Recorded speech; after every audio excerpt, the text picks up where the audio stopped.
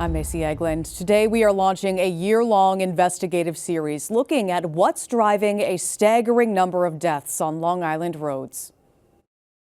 Very grateful for all the memories. My kid lived and had a great life. Grateful I wish his life was longer. 15-year-old Amir Porterfield died after he was hit by two cars in a crosswalk in Copiague 17 months ago. He's one of thousands of Long Islanders killed in crashes in the past decade. Coming up, what could be done to make our roads safer? This Copiague man is due back in court today. Bunice Knight is accused of raping an East Patchogue girl during her 25-day disappearance. Investigators say he had sex with the 14-year-old the day before she was found on a boat in Islip. This is what's left of a Nissaquag home after fire ripped through it on Smith Lane last night. Everyone inside made it out okay. The Shinnecock Indian Nation is asking a judge to allow construction to resume at their Hampton Bays Travel Plaza for safety reasons. The tribe says the court-ordered work stoppage poses significant risks to public safety. Only a Newsday, a medical marvel here on Long Island. A Queens man received a heart, kidney, and liver at North Shore University Hospital last month. It is the first ever triple transplant of those organs on the island. Well, the wait is finally over for baseball fans. It's opening day. The Yankees host the Milwaukee Brewers in the Bronx this afternoon. The Mets are in Houston taking on the Astros. And checking out Newsday's annual baseball preview. See it, explore the new season with us. You can find it in today's paper, also online on Newsday.com. We do have some nice weather for opening day, but a bit chilly, breezy start your Thursday. Let's take a look. Sunny skies today, highs in the upper 40s, maybe touching 50 in some areas. It is windy though. We could see gusts of up to 20 miles per hour. Be prepared for that.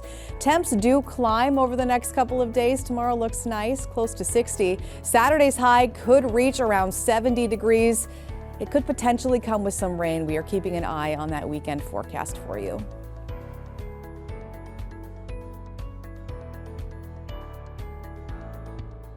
Long Island weather is brought to you by PTRC.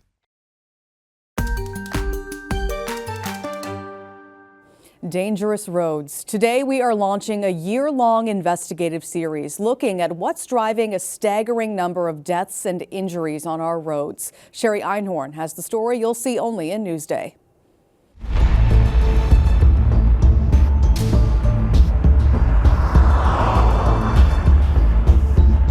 Very grateful for all the memories. My kid lived and had a great life. Grateful I wish his life was longer. Families left devastated. What's driving a staggering number of deaths on Long Island's roads? It's Cars like a person they in here. speeding on Sunrise Highway. Thousands of lives lost and countless others changed forever. Nobody's the same. Nobody will ever be the same. More than 2,100 people were killed in traffic crashes on Long Island over the decade ending in 2023. Another 16,000 victims suffered severe injuries. Over the course of this year, Newsday will look into why our roads are so dangerous. I wouldn't wish this on my worst enemy. It's a pain that is just undescribable. Everyone cries every day. We will never get to see him graduate. 15-year-old Amir Porterfield from Copiague was walking home from a volleyball game at his high school one evening in 2023.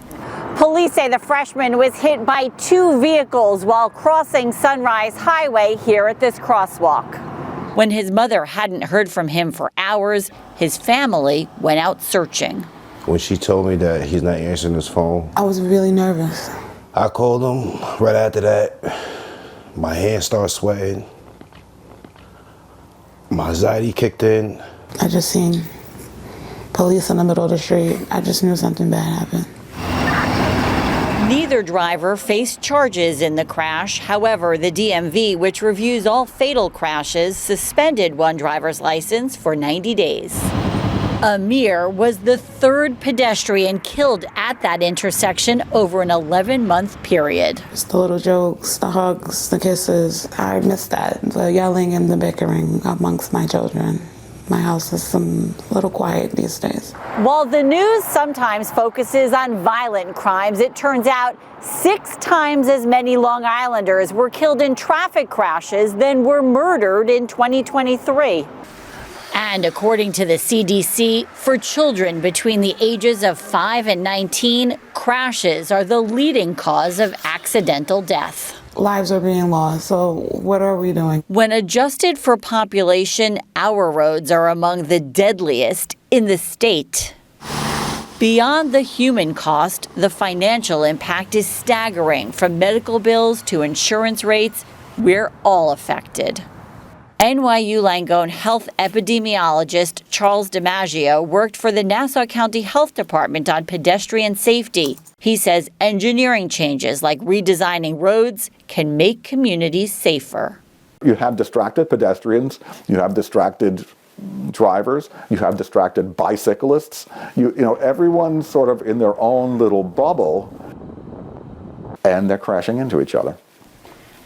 Experts say there are things that can be done to make our roads safer, including education and enforcement to crack down on distracted driving and speeding. Engineering is probably the, like the silver bullet for all of these issues.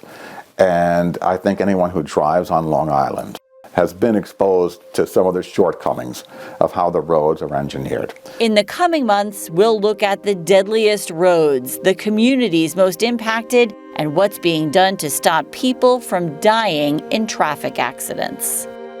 It's parents saying, this road is not safe for my kids to cross. It's family members who have been impacted by these kinds of injuries and fatalities saying this should not happen again. It's sad that it took my son, but if I have to be the person to help bring awareness to others, I'm grateful.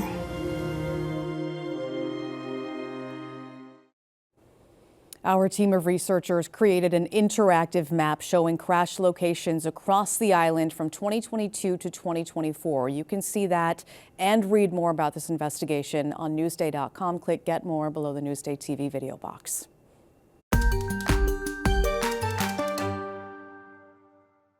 It's a great experience to be home. Medford native Jaden Stroman, younger brother of former Mets and current Yankee pitcher Marcus Stroman, has yet to rep his home high school jersey on the baseball field. The senior pitcher transferred to Stony Brook School in the 8th grade and then transferred to IMG Academy for his junior year.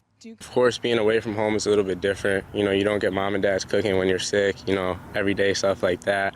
But taught me a lot of lessons for sure. Stroman's high school baseball career has been quite the journey, but now he's ready to get back on that field and put on his Raiders jersey. You can't really beat playing in the hometown. Being back home with all my friends from my childhood is also really cool. Patchogue Medford made it really easy for me to come back. He's fit in right away. He's a great teammate, great kid. He cares about the team and the success. His return to Patchogue Medford even helped him discover another talent. He joined the winter track team and was able to set 2 school records. I wasn't thinking about it too much. I was just going into it open-minded. We were able to get some cool stuff done. It was a lot of fun.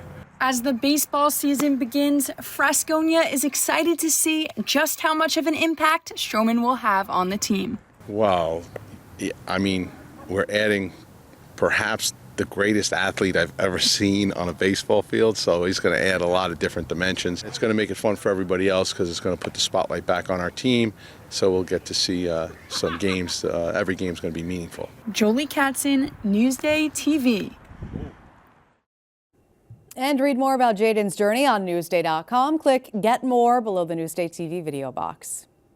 What's Up on Long Island is brought to you by the Made in Huntington Film and TV Festival.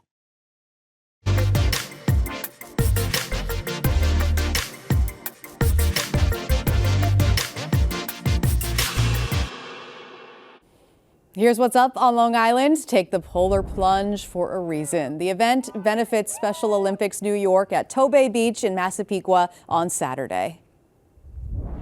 I'm into pictures like this. Cat Williams is coming to Long Island. You can see the stand-up comedian's Heaven on Earth tour at UBS Arena Saturday night. And check out the St. Patrick's Day Parade in Lindenhurst. The 4th annual celebration steps off Saturday at noon. For admission information and more events, click Get More below the Newsday TV video box on our homepage.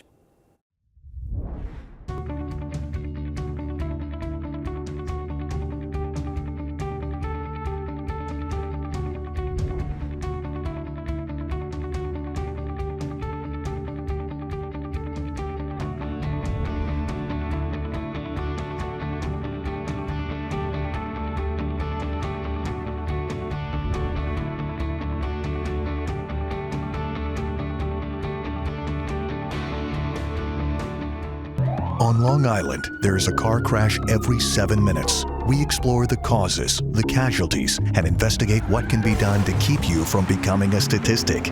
Dangerous Roads, now available at newsday.com/dangerousroads. I'm Macy Egland. Thanks for watching Newsday TV. Have a great day.